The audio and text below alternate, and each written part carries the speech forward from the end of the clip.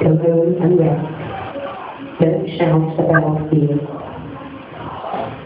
Don't you just take doggy taking? Don't shout about it if you've got friends, but they do it like a moose. Okay, we'll move on. Right? Because I was thinking this morning, like, you know, I keep getting calls from accident advice line. Yeah? Accident advice line. Yeah. Accident advice line. Yeah. Yeah, I've told you already. Why are you phoning me for the fourth time today? I have chronic fatigue, as I have explained. You are accident advice line, capable of listening. Here we go again with ears that don't work.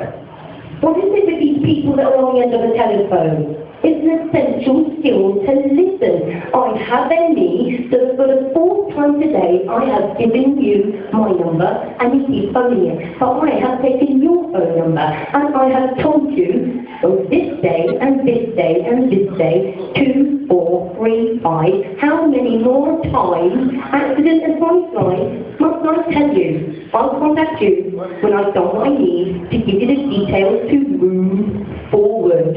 Because that's what it's all about, isn't it? You don't have the details, the info, you're not going anywhere. So shut up, get off my phone, and stop giving me fatigue.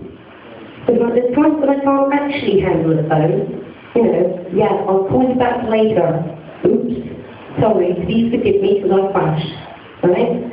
And it was like, you know, it literally is sometimes, the fatigue sometimes is so bad. And I know that Emily is diverse, it doesn't care. It doesn't care who you are. It doesn't care if you're this mix or that mix, from that place or this place, or this breed or that breed or whatever. It takes who it likes. And I swear to God, there is one man who wants to think he is lucky that I do not wish it upon him. And that would be my daughter's dad, so we'll shut up about him now, because we're on accident advice line. Okay, right? Yeah, right? I'll tell you what. Okay, accident advice line. Accidents happen, they say. I accidentally got mistreated, didn't I, in the first place? So like, I'll tell you what, you know, I've got a couple of tools come from my box, right? One's called Callum, and one is called Patch.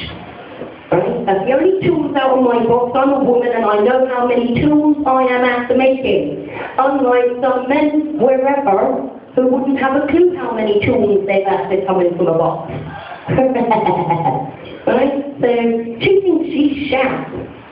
But I would like to disagree. I'm sorry, my sweetie, if you were living at home with me, maybe you would be as sharp as you should be.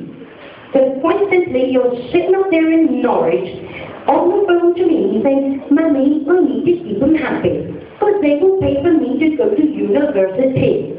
Well, I'm telling you now, sweetie, that is why you're not as sharp as you think, because really, the way it is, right, it's like I'm not really thinking 2 hours is enough of a relationship with your kid brother who's extra special. He's born extra special because he's able to be hyper, right, with his ADHD, and he's got a unique take on the world because of his Asperger's, right, but he's telling me I can't talk to you on the phone, that's because you're not one-to-one.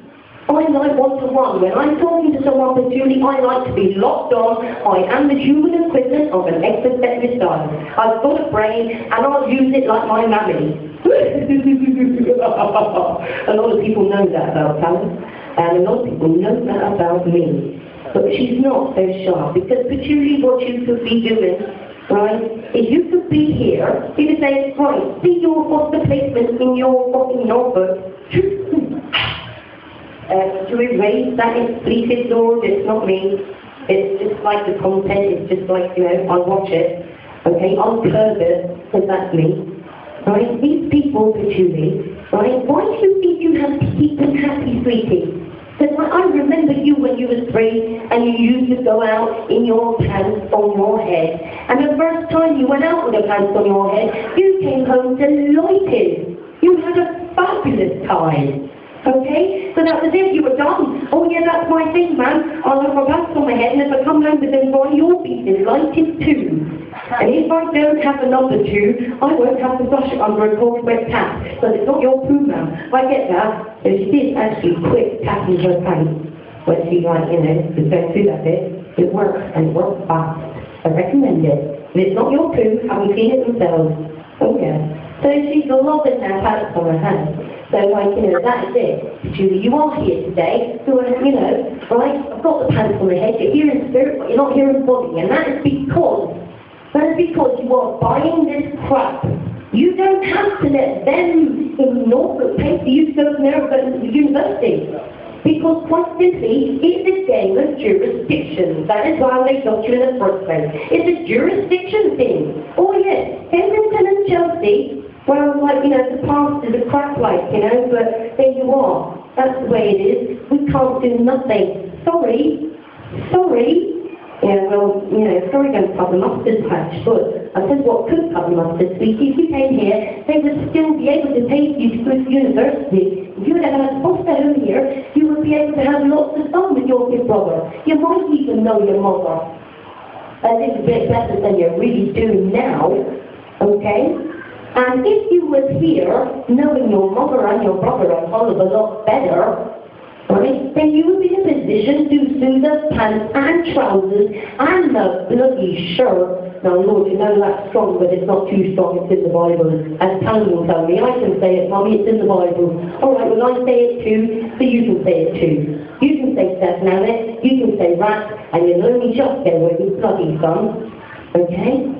So, yeah, Pat, you can sue them for every single piece of clothing in their wardrobe, because the wardrobe will not hide the skeletons in their closet that labels this them to hide. Yeah, we are going to get the taxpayers to pay for Julie to go and live with a paedophile. Sorry, Pat, you need to keep them happy because they made you do that. They made you do that when I told them don't. When I pleaded, say, no, please don't. When you pleaded and say, let me go home with my mummy today, before you make them my long-term carers, please let me go home. Sweet, you get all that. When you're keeping them happy, please, get a bloody sharpener and put your brain in it. Because you're not playing with it enough, you're not working enough to actually keep the wood for this tricky. So that's that one, right?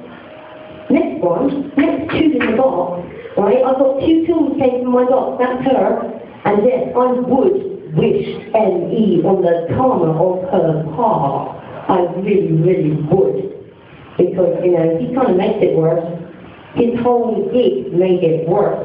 And I don't know, I might wish on Cam's dad, but like, you know, it's an affable, likeable chap really, even though he told me, into being mother of my lovely son. The lovely son he did not actually really know. It's like, why on earth, firstly, were you gay? Why on earth, firstly, were you pretending to be straight? Why on earth, firstly, did you say, oh, it's a mistake, because like you said, keep your clothes on. Yes, leave my clothes on, I'll use a rubber. Don't say that's a mistake. You clearly knew what you were doing your day and you wanted a charge. Just put your hand up and admit it. You couldn't be upfront about it, you had to be deceitful. And I do not like deceitful people. There's a lot of traits, and I'm sure people will actually agree with me, but so very undesirable. They're the kind of traits we do not want here at the Green. If you want to be a greenie, right, you do not want to be deceitful. You do not want to be a blackguard. Okay, first off. What else? We do not want dishonest greenies. We want nice greenies, caring greenies, loving greenies, greenies that basically sort of like have the milk of human kindness coursing through every last vein of their body. And if you're not that way inclined, then you really want to find somewhere else to drink. You want to go home if you don't get it. And I'll tell you what, I like people that drink here but aren't plodding up the road. Do I, with my ME, actually appreciate every last single person that isn't clogging up the road? Oh yes, I do. And you know why? Because I am so sick and tired. I am very sick and tired of having to actually